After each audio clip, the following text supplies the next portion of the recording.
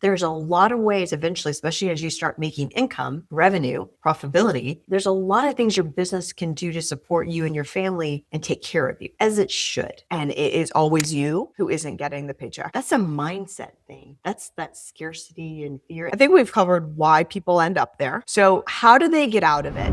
Welcome to Built4Profit Podcast, where entrepreneurs share real stories and strategies that actually work. We're here to inspire, challenge, and give you the playbook to profit with purpose. Let's get into it. Let's do it. Welcome back to another episode of the Built4Profit Podcast. And we have exciting news for 2026. We are on Apple, Spotify, and YouTube. So you have 3 great ways to listen to us. Make sure you hit subscribe so that you never miss an episode. And if you need just the audio, check out Spotify or Apple. Which one are you usually listening to? I'm an Apple girl. Yes. Well, I listen to Spotify for my music and Apple for my podcasts. I like you mix it up a little bit. Yeah, I support both platforms. So we are having a conversation today about something that most entrepreneurs run into. And we say it's a lie that we tell ourselves. And we see it a lot with businesses that we work with. So we wanted to bring it to the podcast. Let's call it getting real. Yeah, that's right. We're getting a little real. And this is not even limited to someone in the beginning. No, it's not. But today we're kind of talking about when you are in the beginning. And so this little lie is, I'll pay myself later. And don't you think that before you get into entrepreneurship, it's like the last thing you think you'd say? Yeah, I'll just pay myself later. No, you're going to business to what? Make some money. Entrepreneurs, when you invest in this baby, this business, essentially, you've got this thing that you just put a lot of probably money into to get off the ground, a lot of your time, and emotionally you are invested in it. Absolutely. So it is easy to find yourself in this place where you feel like it's not the right time to pay yourself, or you need to keep reinvesting back in your business, and it is always you who isn't getting the paycheck. And that's a mindset thing. That's that scarcity and fear. And also, I mean, you got to be a good steward of your business. It is your baby. But perhaps even having a reasonable amount of money that you can contribute, or a deadline that you put that as a real overhead expense, because then you're going to show up differently. Yeah. Just like you always say, like, it's rent. It's a must. It's a must have versus nice to have. Yes. And Shay and I, when we talk about it, we're not overlooking the emotional aspect of it, because that's really what it is. It is mental, but it's also emotional. And to where we're not just saying, oh, well, put yourself on payroll because you deserve to be there. And, you figure out the other numbers. We've been there, and we've been with other business owners who have been there. But the slippery slope that you can find yourself in, which is where we don't want you, is to where it's like, when do you get out of it? Because you start to say, I'll put myself on payroll when, and then you likely hit that number. Now that marketing was really working. So what if I doubled it? Maybe that would double my revenue. And you start to tell yourself all these stories about why you probably shouldn't start paying yourself yet. And it's like, when do you actually start? Or I want to hire someone, and that money is going to that particular person. And it's easy to do. I mean, we've all been guilty of it. That's correct. We are not sitting here preaching. We are sitting here relating and understanding, and we truly mean that. So if anything comes across like we're preaching at you, we're not. We've been there, and we've helped other people walk through it, and it gives you a different lens of understanding, and that's what we're trying to keep you from today. So I think we've covered why people end up there. Absolutely. So how do they get out of it? Because it can feel selfish to add yourself to payroll, or if you're like, I think that we could grow faster if I hired someone else, or maybe the business would do better if I invested in this. So how do we move out of it? I think like anything, it's a realistic deadline, right? And then it goes right on that overhead, because you're going to show up different. You're going to drive things differently because it's a real number. And it's also time to do a check-in. What is not making that happen in a reasonable time? Because businesses take time, right? You hear a lot of different industries, so it's very industry specific, are not, you go into a business, they say it's going to take X amount of time before you generate this percentage of profitability or something. And there's reasonabness, right? You're new to the market, a concept no one knows about, new area, whatever that may be. But there has to be some kind of check-in point where you go, I need to start gradually and do increments and stages, because it's making sure that you're getting that reward, that entrepreneurship. Yeah. And I think that's the easiest way to do it, is starting gradual. Before we touch on that, we've heard on the podcast from some of the guests exactly the first thing that you said, giving yourself a runway and a deadline, and then knowing the out if that doesn't happen. Remember, Lindsay shared her story, and as she was launching her business, she said, I knew this was my timeline, my runway, so to speak. My savings account. Yes, exactly. And wasn't there paying herself what she needed to and sold. Right. And that helps take the emotion out. So if that's not someone's goal, but we recognize that there's different scenarios, but starting incrementally. It doesn't have to be significant, but it can be something that, we have this amount, then I get this amount, and that becomes part of your payroll. And then I'm going to review it next quarter or whatever that looks like, because you got to have wins. No one likes to play a game where you're always behind on the scoreboard.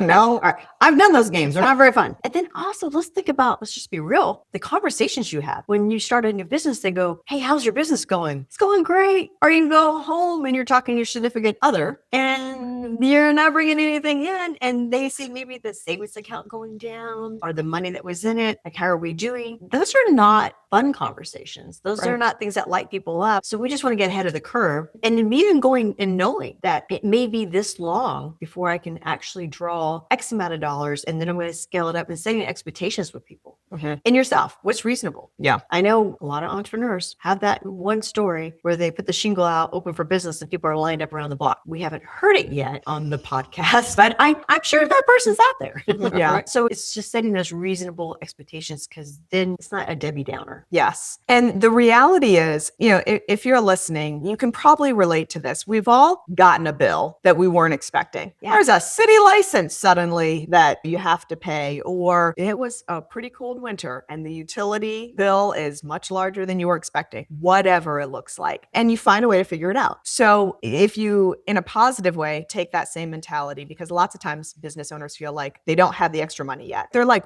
waiting to have extra money to then pay themselves. Where just like if you got an extra bill that you weren't expecting, you find a way to make it work. And so as you add yourself to payroll, all of your other bills, your marketing decisions, everything falls into place. And you maybe make decisions differently, but we use the mask example, like on an airplane. Yeah. Truly, you can start to become resentful to your business or to the other employees or to everyone that you are cutting checks to if you're not also in turn giving one to yourself. So that's where the mindset aspect comes in, but it does affect how you show up differently. Also, one of the tactical things that you can do. So if you're like, okay, I get it, mindset wise, I get it. I am worthy of receiving a paycheck. Okay. But how do I actually do it? One of the ways is when you sit down and look at your numbers, you allocate what percentage goes to different things. So maybe 60% of the money coming in needs to go to just operating expenses. And that is your rent, your utilities, your employees. Like that is just to keep things operating. And then you might have some loans that you're paying back from opening, and 20% needs to go there. And even if it's 10% goes to paying you, whatever it is, you allocate to those different buckets. And just like you wouldn't skip on paying rent, that is one of the operating bills, and it is paying you. Absolutely. And I don't want to bring up the B word, but it seems appropriate, right? Budgets, because you should have a reasonable expectation of what those numbers look like monthly going into your business. And there's things that come up, but you can easily put that in a budget line item and then scale up with it. Worst case scenario, if you need to get it back, you could probably have a meeting with yourself.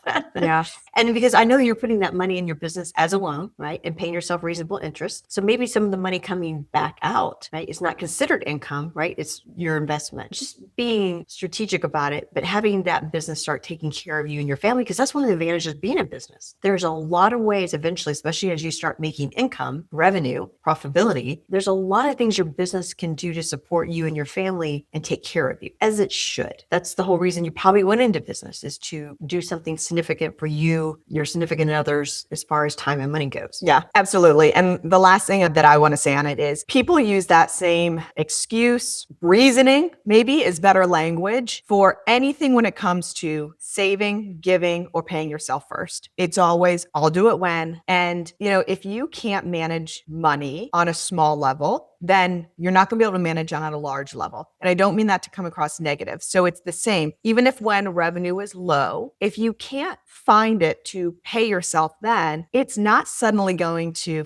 be fixed when revenue is so much higher, because you have already set your habits. You've already set the standard. You've already got your mindset, and it translates. Just because those numbers get bigger, whatever habits you have in place already also get bigger. So I think that's the most important thing. Why are you laughing? Because everybody knows that person. I know you know that person too. I can think of them right now that no matter how much money they ever make, they never have money. Yes. I mean, Yes. like, do you remember when we were all young last week and we would go, if I only made X amount of dollars, I would never have to worry about anything. And then that number just keeps changing. It's the goalpost that keeps moving. Which, which we should be moving it a little bit, somewhat, and, having goals. However, I mean, I can think of clients that had income that was, most of us would be like, how can you not have money? Yeah. Is that a full-time job? Just getting rid of it? It kind of probably is. And so you want to create mindful, intentional habits in the beginning of your entrepreneurial journey, just like you said, because you want to have that muscle flexed as you need it and grow. And scarcity is not a good place to be. And we're not saying don't pay your bills and pay yourself first, but having that check-in and the strategies, because this is the beginning of your journey. There's already going to be unpredictable things, ups and downs. It's a little bit of a roller coaster ride. So let's control and minimize the things that we can. And we want you to look back in 2 years and be like, the business grew and I grew. One of the most impactful things that I was taught right from the beginning from a great mentor is, say you are running IQ for Profit. So we won't make this hypothetical. And she said, IQ for Profit, even though it's not going anywhere, may or may not last. You might sell it. You might decide to do something different. You might take it to the moon. But Shay is here to last. And so our job is to both take care of IQ for Profit and Shay. You can't only take care of one because you're not going anywhere. Right. Hopefully that business isn't either, but you're here to stay. And it shaped so much for how I looked at things differently. I want everybody to know you said I'm here to stay. So I feel I have job security for a little while, just for a day. But those are wise words that just going back to it. The challenge is take a look at what you're doing. And if you don't have those goals and those steps, I'm going to start with this. I want to do this because eventually you want to obviously exceed whatever income you were doing before. That's why you went into business, or to replace it. So what does that plan look like? What is the check-in points? Do I need to alter something, do more of something? It's going to take a thought process and a plan to do those check-ins. Yes, but it'll be worth it. And then it's fun to bump it up. Give yourself a raise. I just got a raise. There's witnesses now. You can't take it back. Yeah. No, it's one of the lies that we tell ourselves. And we know that this will help you as you're navigating entrepreneurship. So last thing, we are interviewing our guests for 2026 that we're going to have lined up. So if you know of a great franchisee or a great franchise brand that should be featured, send them our way. We are taking those applications now, and maybe one of yours will be featured. Absolutely. You can go on the website and use the form right there. Just submit IQforprofit.com. Remember to like and subscribe so you don't miss an episode, and share this with an entrepreneur you know who needs to be paying themselves more. It's your little gift to them. See you in the next episode. Elizabeth, do you know that when you're launching a franchise, one of the biggest expense and biggest risks typically is the build out? I can see this. With missed deadlines, overrunning budgets and stuff like that, they can increase anywhere between 10 and 25% of unexpected expenses. No good. That's where Build USA comes in. Everything from pre-construction to the grand opening, they're with you every step of the way to make sure those things don't happen. Yeah, and they've got over 25 years of experience in building franchises nationally. So when you've got that much on the line, why would you trust it to anyone other than someone who's got the right team who can get it done? Mm-hmm. They've got the reputation, the proven expertise, and the national resources. So if you're ready to get your doors open faster with no unexpected surprises, go to buildpointusa.com or click in the show notes below to schedule your 30-minute discovery call with one of their experts about your project. It's a generous offer. It kind of is. So again, buildpointusa.com. Check them out. We'll see you in the next episode.